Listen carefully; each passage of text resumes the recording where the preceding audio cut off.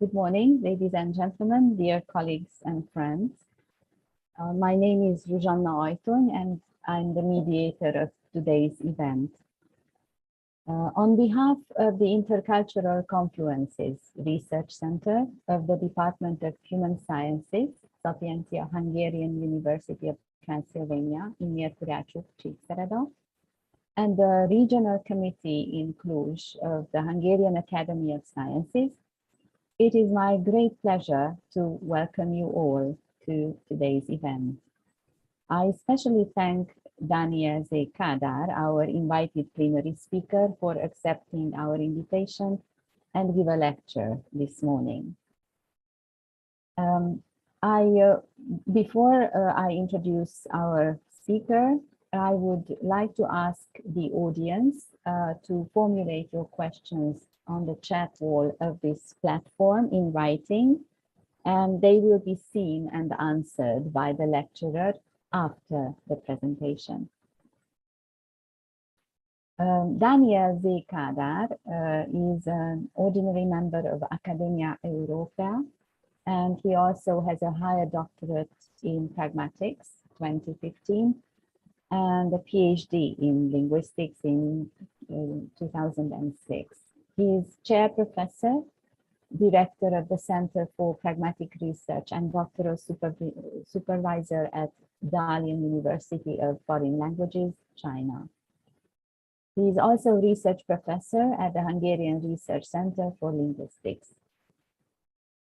His areas of interest and research involve cross-cultural, intercultural, and historical pragmatics, linguistic politeness and impoliteness, and interactional ritual theory, language and politics, applied linguistics, and classical and modern Chinese language. He has published many books with internationally leading publishers, among which the latest being a volume co-authored with Helen Spencer Oatley, published at Cambridge University Press in 2020, entitled Intercultural Politeness, Managing Relationships Across Cultures. While his latest, most recent book is Cross-Cultural Pragmatics, written together with Juliane Hause, and also published with Cambridge in 2021. And he's also co-editor of a cross-disciplinary journal edited by Brill, entitled Contrastive Pragmatics. Professor Kadar, it is a really great honor to have you with us today, and the floor is yours. Thank you very much, Professor Ajtony, or if I may say, Zsuzsa. I would like to say a huge thanks to both Professor Ajtony and the whole organizing committee for getting me on board today. As I told to Zsuzsa a couple of days ago, my heart is bleeding madly for not being in Erdély, in Transylvania. I really like to travel there, but unfortunately, due to the situation that I'm just temporarily in Europe, I'm due to return to China quite soon. It's actually a nice window that I'm here, so this is why I'm not there physically. And well, thanks very much for bearing with me while I'm doing this online. I know it's not the same experience, but I hope that we will have a lovely day. So thanks for everything. I will now share my screen. In a moment, I start the slideshow. Oh, this is it. I hope everybody can see it. The title is Cross-Cultural Politeness Research, New Research Vistas, or New Vistas. Before I hop on giving this talk, here you can see my email address. When I finish this lecture today, I will go back to this opening slide.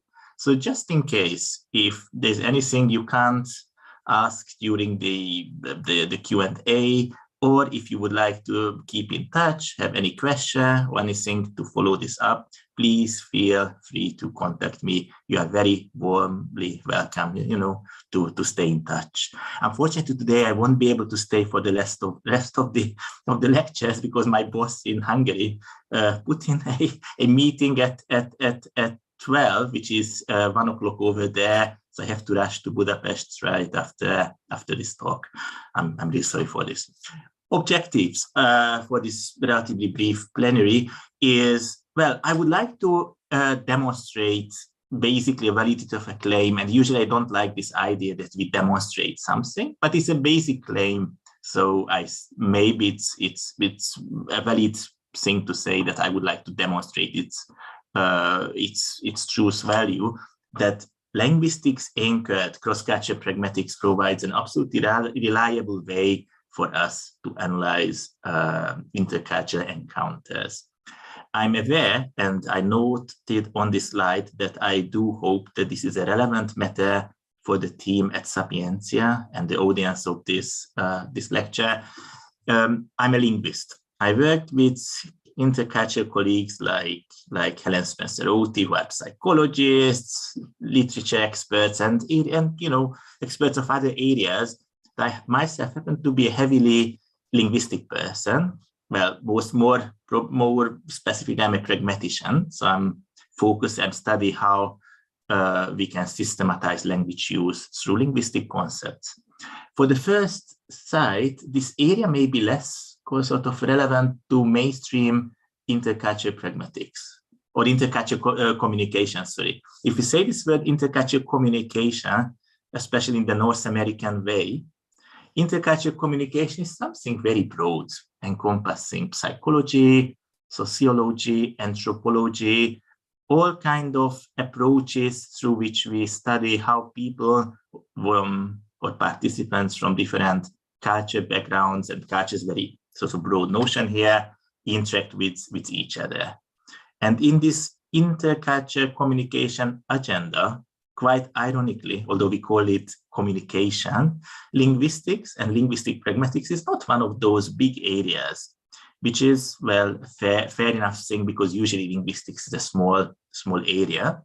But what I would like to show today is that actually sometimes it's really advisable to, or not sometimes, it is really advisable. It's an important thing to incorporate linguistics into our analytic repertoire, because linguistics provides a more reliable insight, we don't talk about objectivity and analysis, but I would say a more empirical, more reliable insight into intercultural communication than many other areas, because it helps us to stay away from cultural overgeneralizations. You will see today, partly due to my Chinese background, that I will make use of a case study consisting of US American and Chinese diplomatic interaction. And when it comes, say, to the Chinese or the Americans, in conventional intercultural research, we'll have to say things like, wow, the Chinese are indirect, the Americans are direct, or, some stupid research comes up with this, whatever, yin-yang sign or symbol when it comes to the Chinese, that they like harmony whatsoever.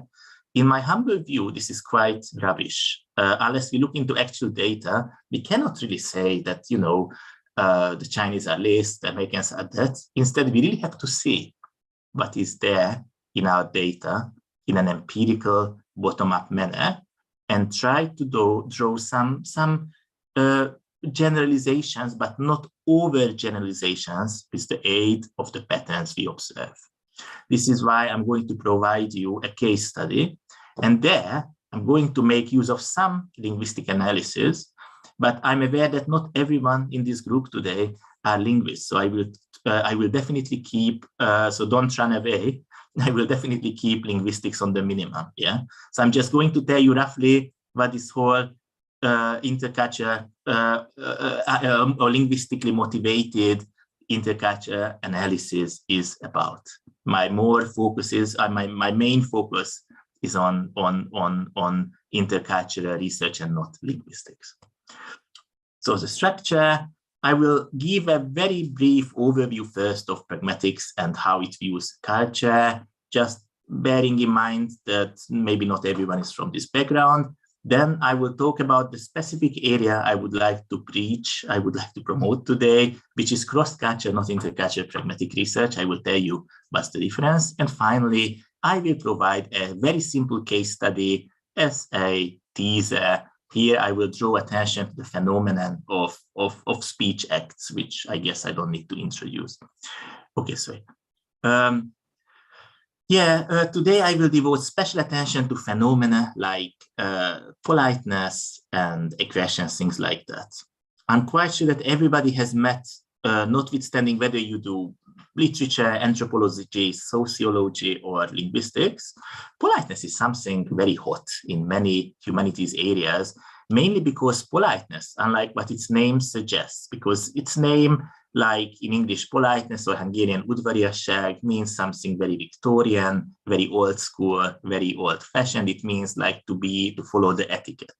But for the linguist, it encompasses something much broader. It basically includes all kinds of linguistic practices through which we manage or fail to manage to get along with each other.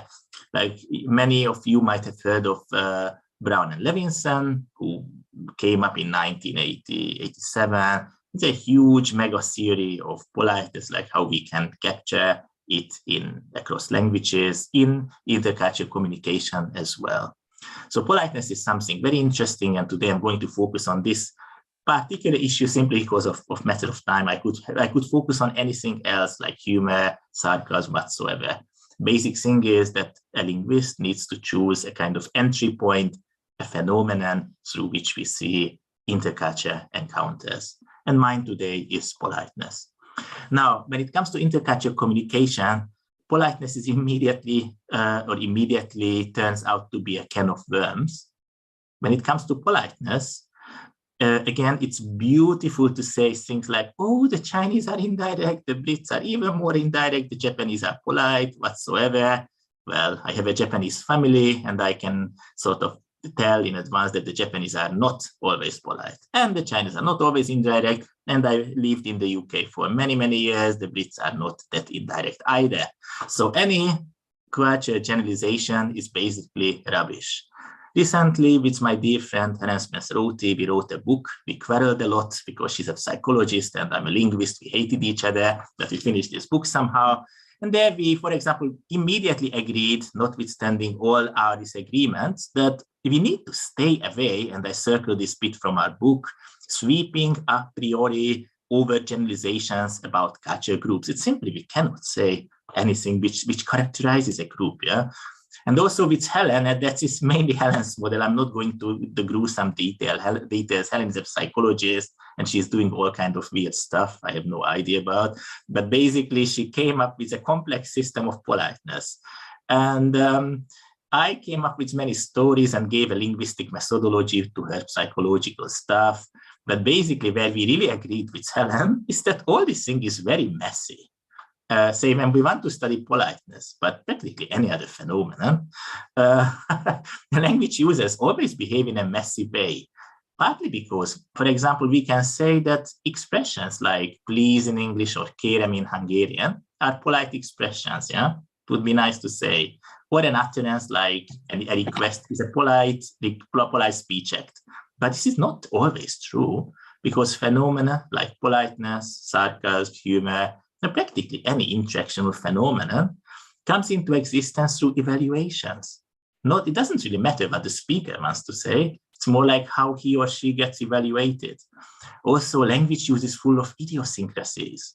Like often my wife asks me, like, why on earth, Daniel, you said something? And I tell her, well, I have no idea. Actually, I was just under the spell of the magic of the moment. Yeah. And also there are heightened emotions, which is more like my dear friend Helen's topic. Like people are very emotive, and indeed they do things which they wouldn't do otherwise, but you cannot systematize these things. Anyway, I don't read more because of the time issue, but the problem there is that normal conventional approaches of intercultural communication do not really work to capture phenomena like politeness, sarcasm, and so on and so forth.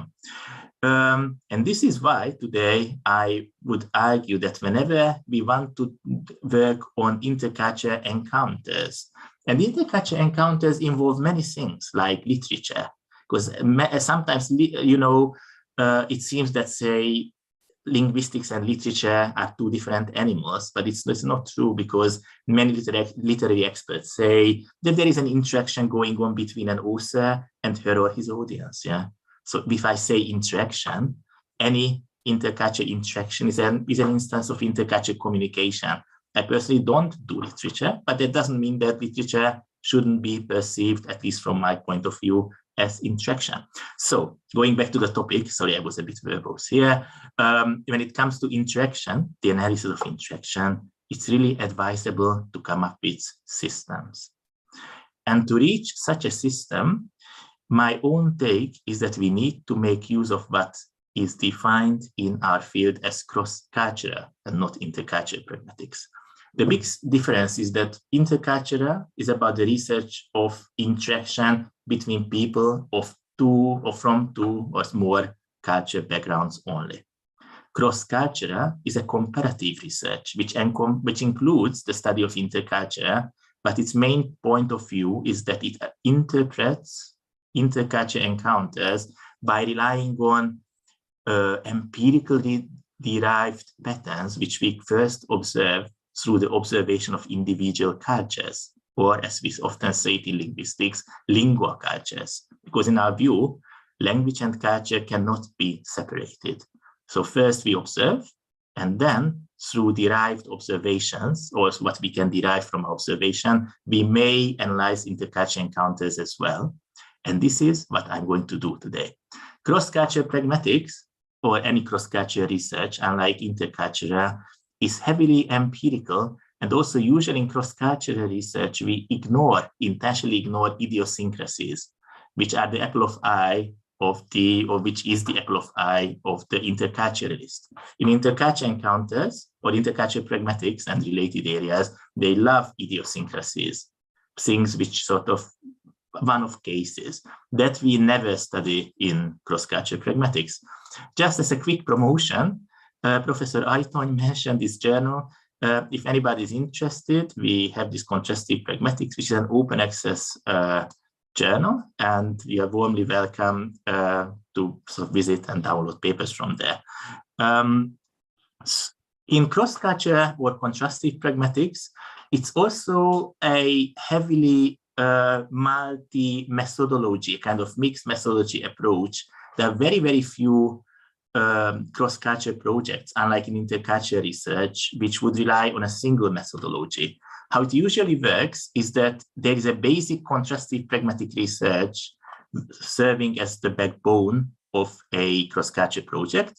And then there's a follow-up, so-called ancillary step in our research. Sometimes there's the ancillary step coming first, and then it is followed by a main contrastive pragmatic research. Just to give you a quick example, because obviously time is limited today, I do a lot on language when I'm not doing politeness. I love language learning and teaching, applied linguistics proper, because I work in China, spend most of each year in China. So obviously I'm quite interested in how Chinese learners learn or study or sort of acquire English, and how foreigners learn Chinese, because I was a foreigner many, many years ago in the 90s who struggled a lot with Chinese. Luckily, after many years, I can roughly speak it now, but it was a long procedure. So if you study language learning on applied linguistics, you can, again, do it in an intercultural way, saying that, oh, the Chinese, I don't know, are very indirect, face-sensitive, whatsoever people. And, certain English language phenomena are very difficult for them to acquire.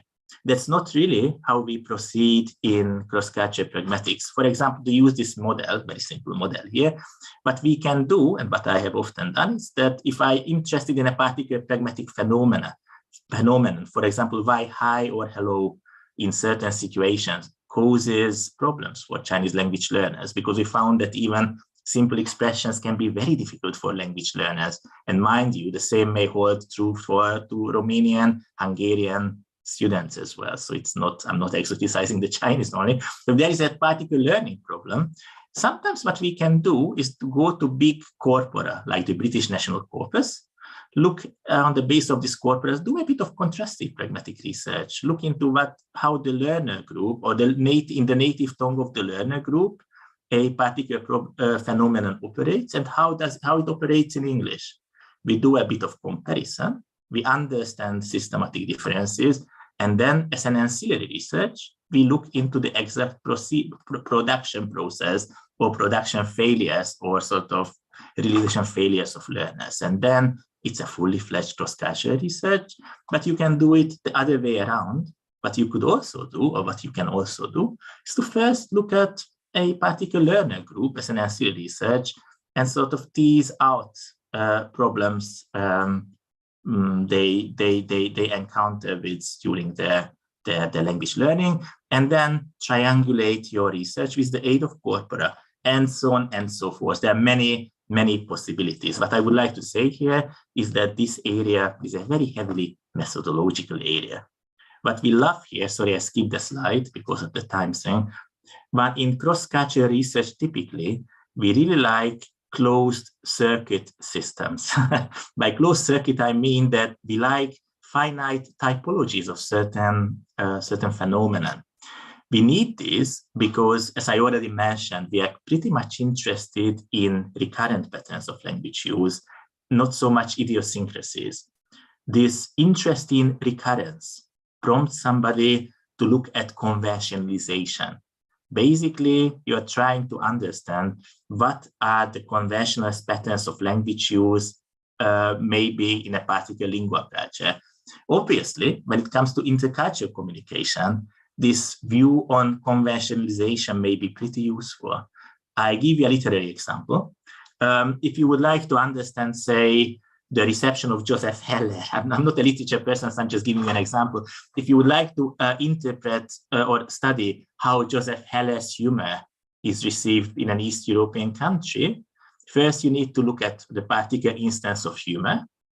You may want to see how this particular instance of humor, which you systematize through a particular closed circuit typology, is realized in the particular lingua culture and in US American English, and then you may be able to systematically interpret the reception of Joseph Heller's humor by involving a group of readers who you may want to interview. So that's how this particular analytic procedure would work in another area. Obviously, if it's my area, so pragmatics, and I believe Professor Ajton's area as well, then you basically look into conventionalization and related replicability by studying various units. Because when it comes to language use, basically you need to break it down to units. Personally, I like to do things simple. So I usually work with 3 major units, including expressions, pragmatically important expressions, speech acts, and units of discourse as well. So for example, in a recent book with my dear friend and colleague Julian House, we set up various systems, say, for the analysis of pragmatically important expressions, the lovely speech act system, which I'm going to use today. And then there are discursive phenomena, interactional phenomena, which you can also break down. These models can be further elaborated. You can do whatever you would like to do with them. And I don't go into details because, again, not everybody today is a pragmatician. So instead of that, I would like to point to the logic, the kind of operation of this whole idea that if you would like to do, if you intend to study something in a replicable kind of rigorous way, then the best idea is to first do a kind of local analysis, sort of tease out the patterns from your local data. And only after that, you are advised to go forward and do something with your intercultural data. You cannot, it's not really advised to depart from intercultural interaction per se, and just to be a bit repetitive. Again, intercultural interaction is not necessarily interaction only in the linguistic sense. It may involve any interaction. But interculture cannot be your starting point. And here is the reason why.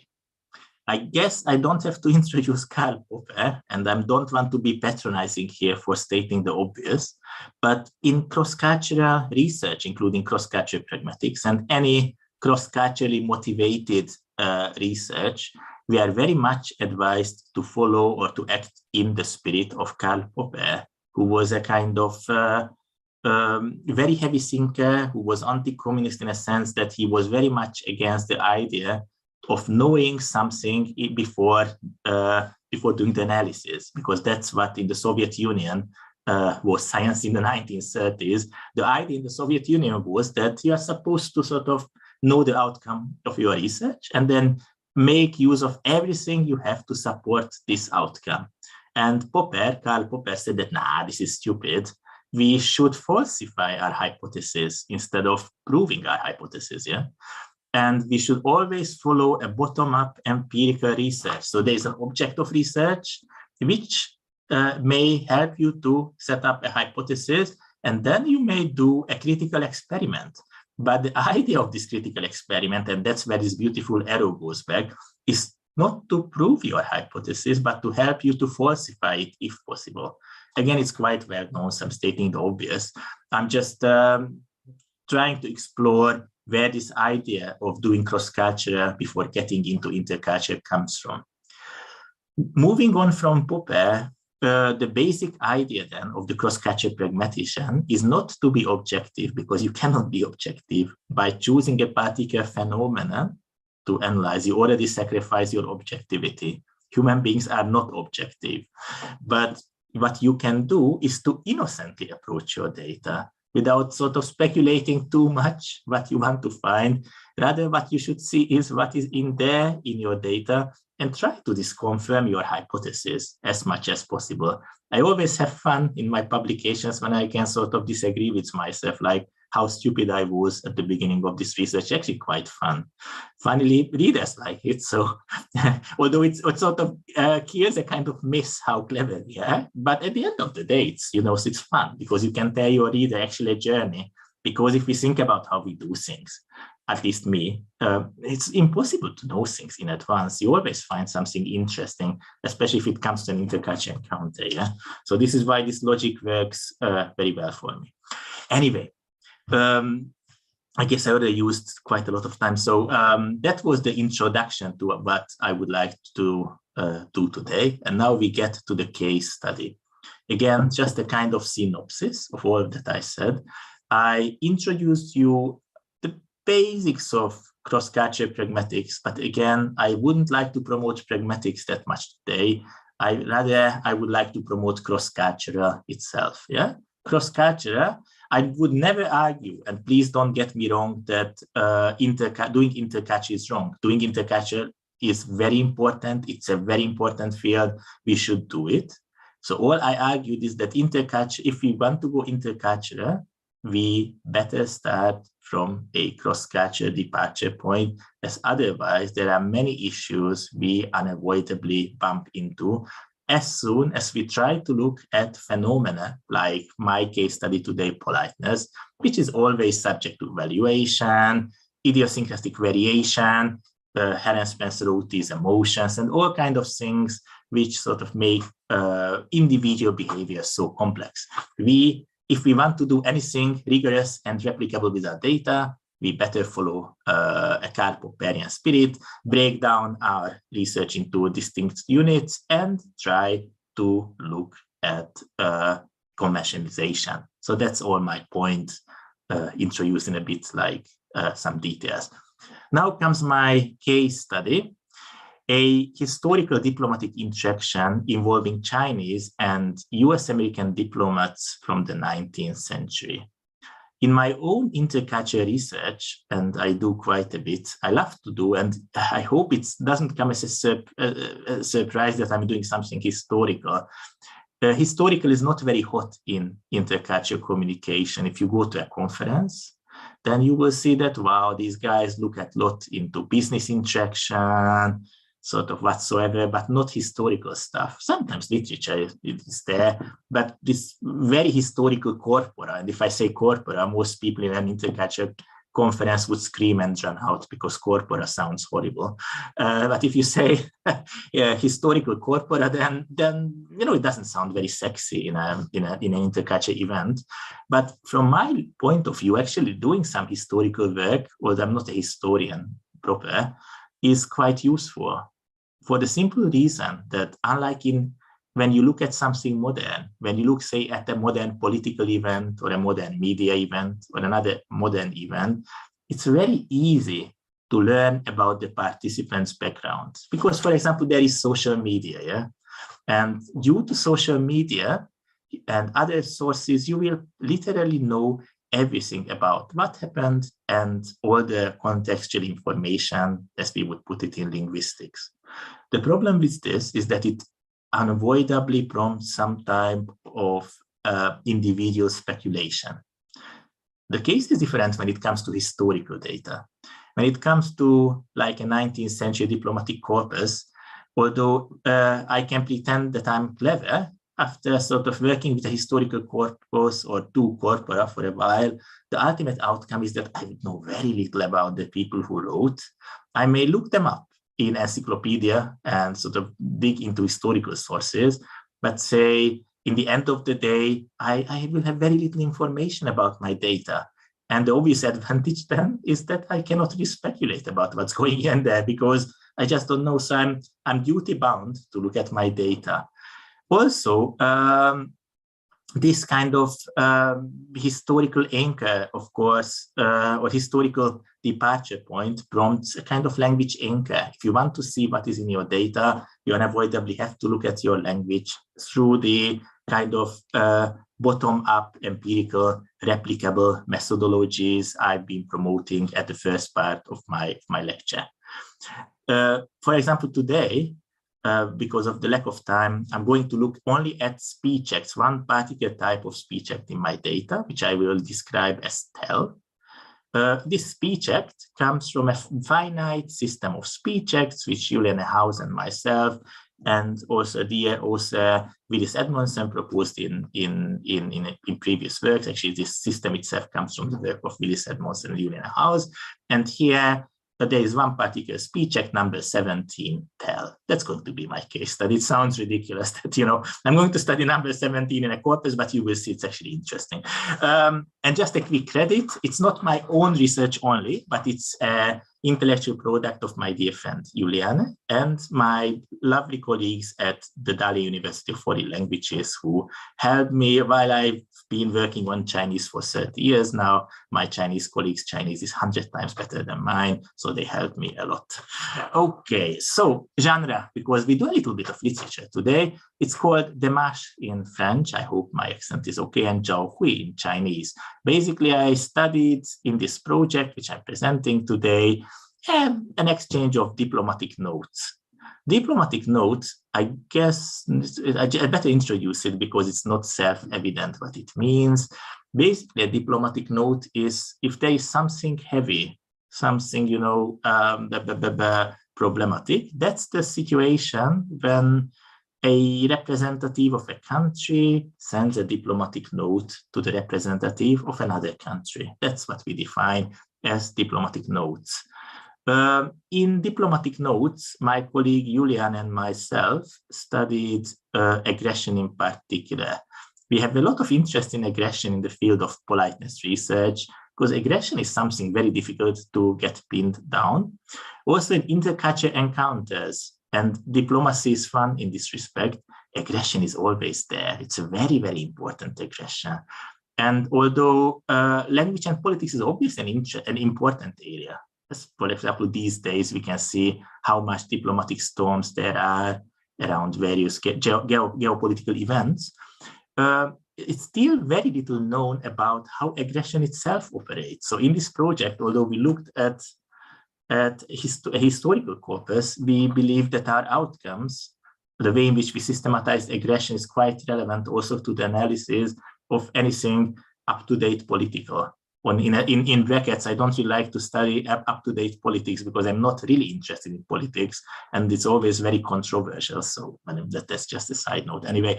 But it's basically applicable to any kind of data, because an advantage of a rigorous replicable Popperian analysis is exactly this sense of replicability. Once you have a system in place, and once you have an analytic procedure elaborated, you can basically use it for any kind of data if you do it properly. So that's another advantage. So I believe that what I'm sort of proposing today one can study any other exchange, regression in any other exchange of diplomatic note.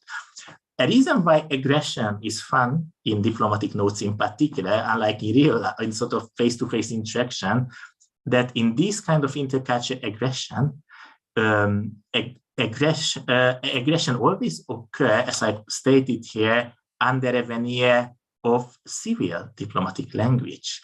There was a very nice researcher, he's already retired, Richard Watts, who in 1999 argued that this is something which the Brits would describe as an iron fist in a velvet glove. So everybody feels that, wow, this is something horrible which somebody says in a diplomatic note, but you cannot really pin it down that easily because it's packaged into all kind of beautiful pleasantries, social pleasantries, actually ritual pleasantries, and I have a huge interest in ritual. I get into this in a point.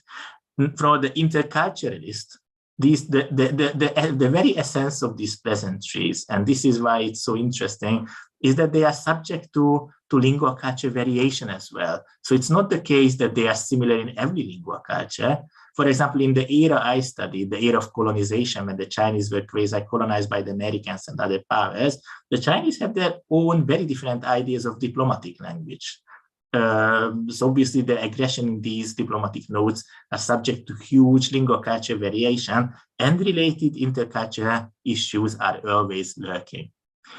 When we study such instances of intercultural communication, what is worth looking at is the ritual structure. And in my own work, like in a 2017 Cambridge book, I devoted a lot of attention to ritual. Ritual is again something which is useful to use. Well, obviously not every interaction is ritual or not fully ritual in the same sense.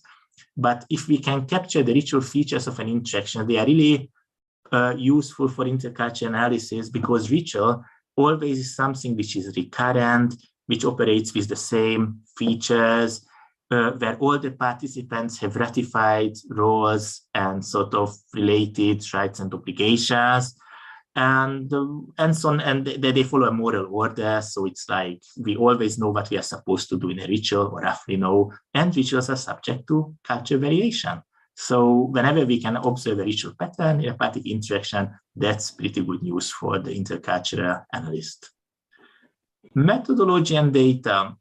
I don't want to get into gruesome linguistic details. Again, I promise you I'm not going to do linguistics today, but just a little bit of information about the methodology and data, simply because it sort of I can showcase by discussing this background how proper cross-cultural pragmatic research works.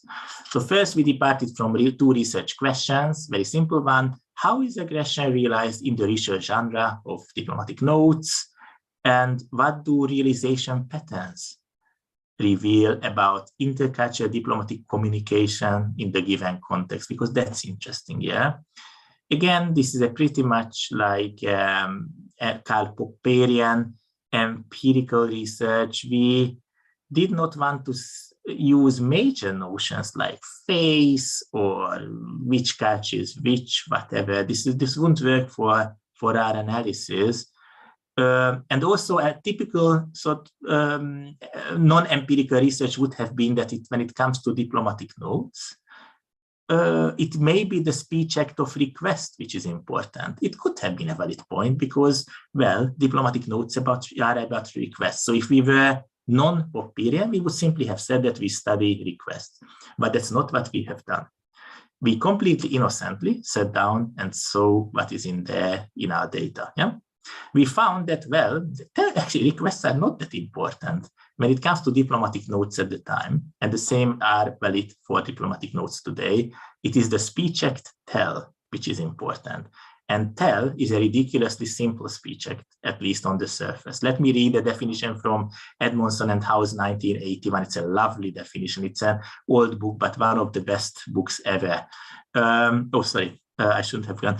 The tell what we may call the most neutral information.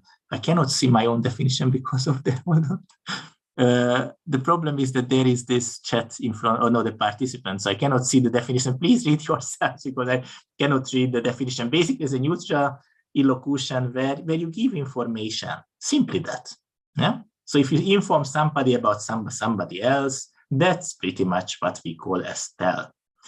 Tell is a bit different from SERS, representatives or assertives, but I don't get into all these details. So basically, we saw in our data that there are many tells, and we were like, wow, but there's a lot of aggression going on. So what the heck?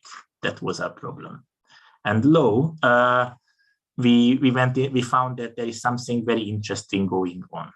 Just about our data, I don't usually give too much information about Chinese data when I'm with a non-Chinese audience, because I know it's catchy, very exotic. I'm quite sure that today it's only me who is a kind of, I'm not a proper sinologist, but I don't want to overwhelm you with this, but I will tell you why it is interesting to study. So this is why I say a few words about data before I go into our findings. So our data came from the type of the 1850s. It was a pretty turbulent time in China, because originally China was a not fully closed country. It wasn't like Japan, which simply refused to sort of trade with externals. The Chinese traded, but they kept contact with foreigners on the minimum. And then the Brits turned up and basically blew the Chinese to pieces. And then they forced them to buy opium to get money out of China. So it was like a non-fair treatment. There was a series of wars ending with the downfall of the empire of China in 1911. Our particular corpus comes from a time when the US turned up at Chinese ports. The US was very interesting at the time, and so was Japan. They were latecomers to colonization. I do a lot of work on colonization, which is actually a very interesting intercultural topic. I don't get into details, but just like Austro-Hungary, Germany, and these Central European powers, the US were late, but not as late as the Germans and the Austro-Hungarians. They still turned up on time to have a little bit of sort of trade, kind of colonization stuff. So in the case of my data, the US government sent a guy called Caleb Cushing as a kind of representative to talk to a Chinese basically about the idea that they should trade with the Americans, obviously under very negative arrangements, so it would only benefit the US part. This Cushing guy was really a very, very, very effective politician. He turned up at Macau, which was an extraterritorial area in China. As you see, it's historical, but pretty interesting. And it was a Portuguese colony. And formally, he would have needed all kinds of paperwork, like today we would call a Chinese visa, to proceed to Beijing, which was called Peking at the time. That the Chinese were like, no, don't come. So they didn't want to sort his paperwork because they knew why he's coming.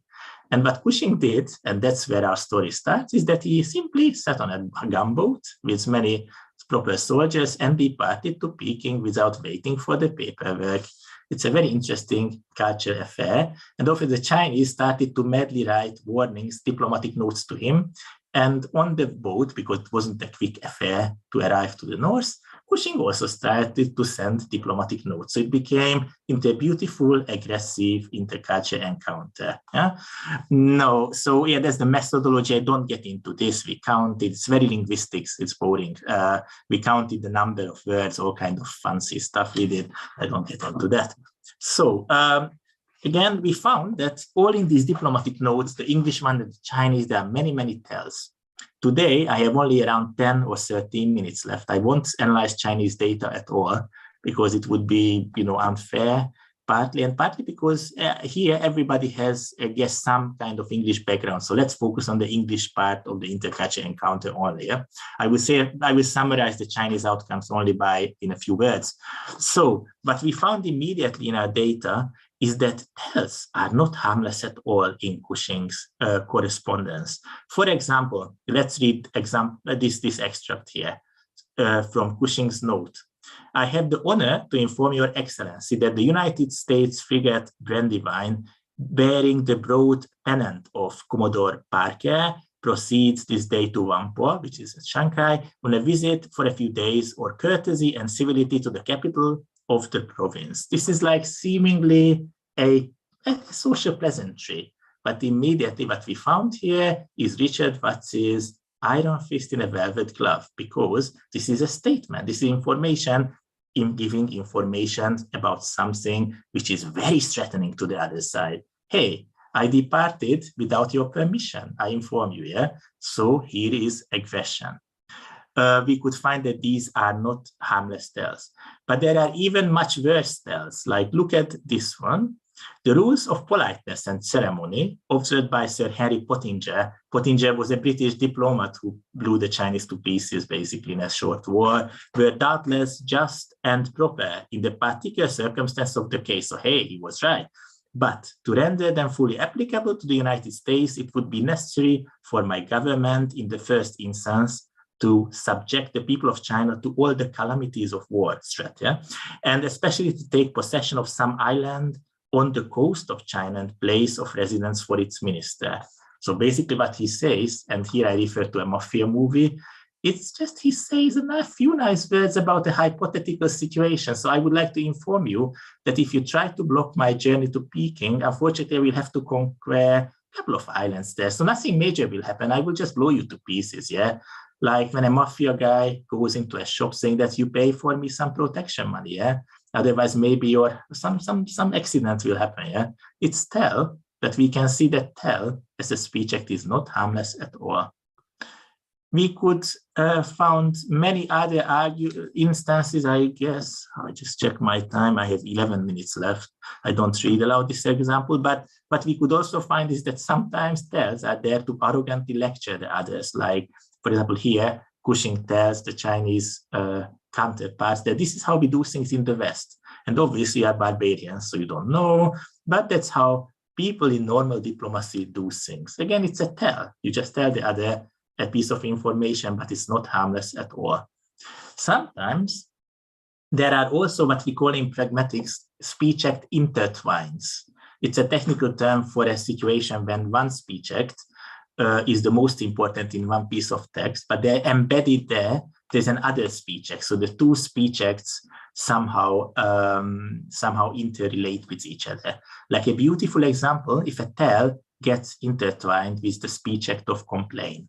Like this example, the people of America have been accustomed to consider China the most refined and the most blah, blah, blah, blah, blah. I don't get into this. And if China be thus enlightened, how it is possible that having just emerged from a war with England, actually lost the war, it's a reminder, and being in the daily expectation of the arrival of the envoy of the French, she should suffer herself to slight and repel the goodwill of the United States.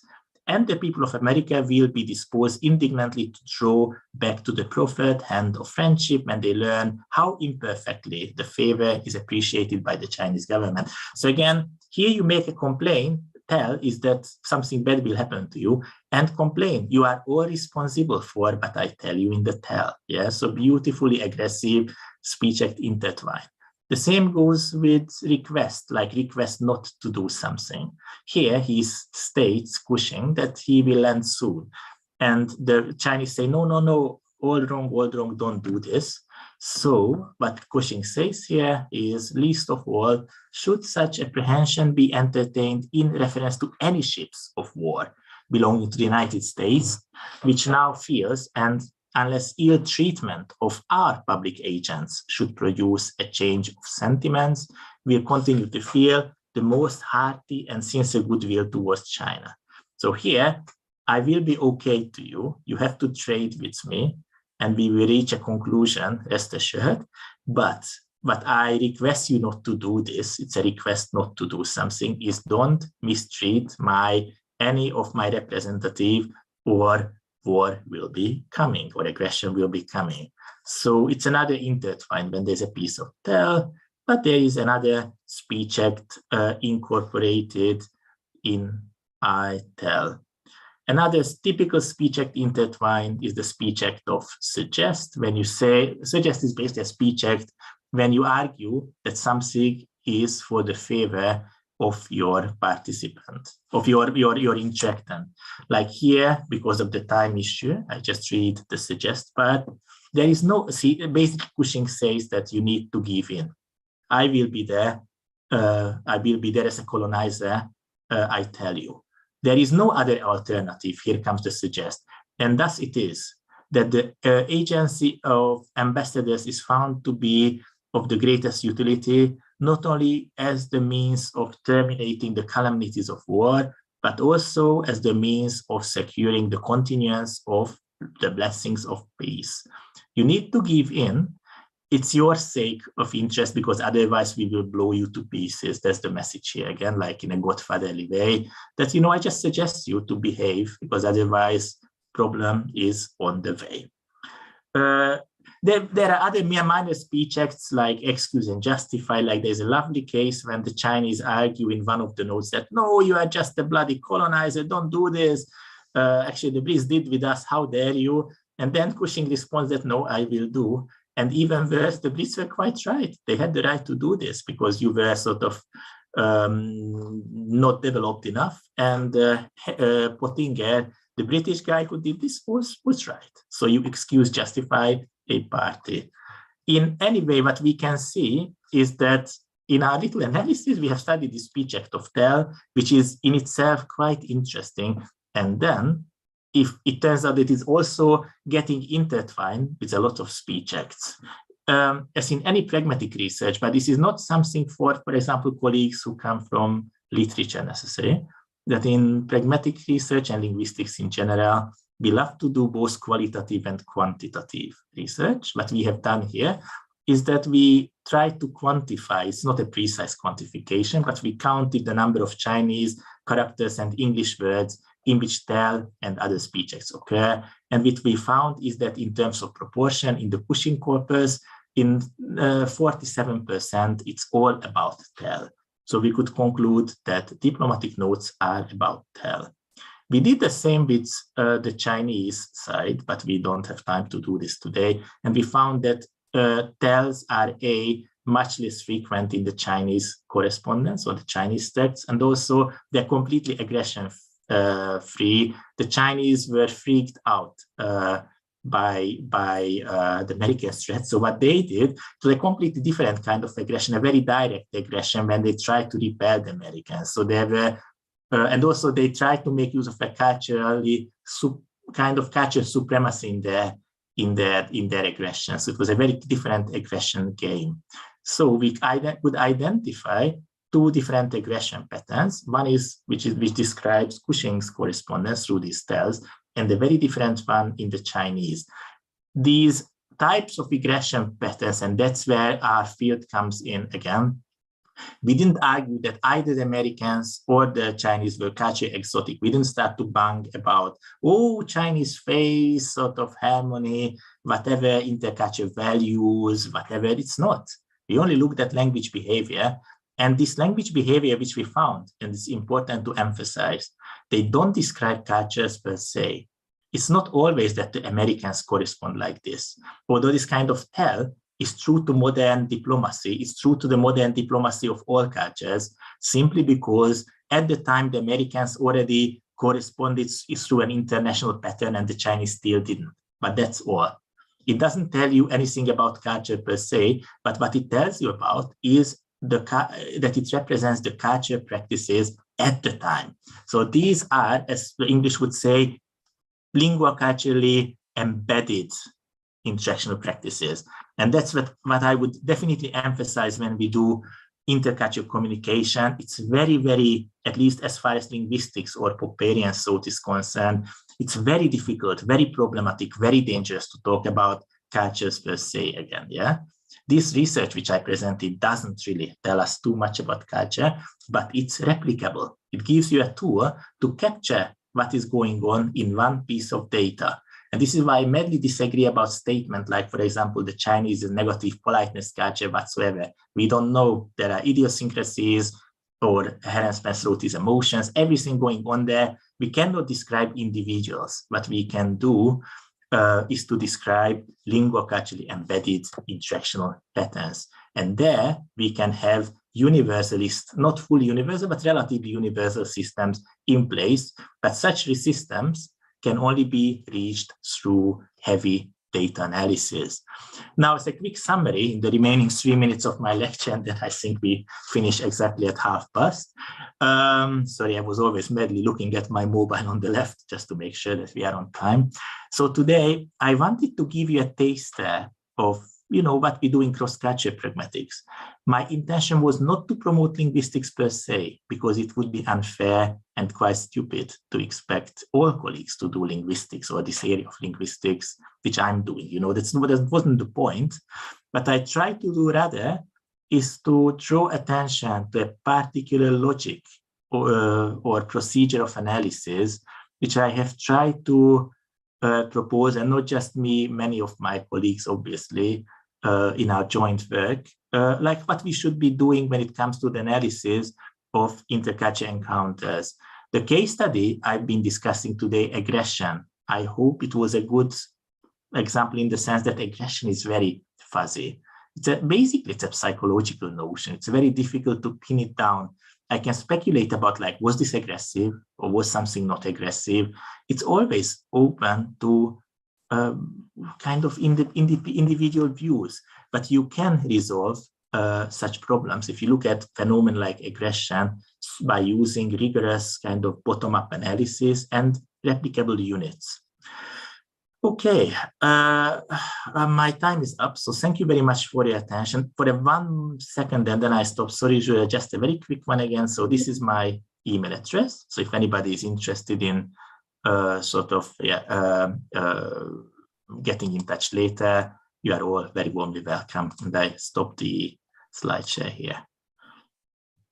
Thank you, Professor Kadat, for this very, very interesting and thought-provoking lecture, which actually showed us new perspectives at how to look at speech acts and cross-cultural encounters. And you also filled your presentation with humorous remarks. Dear audience, dear ladies and gentlemen, dear colleagues, thank you for your attention.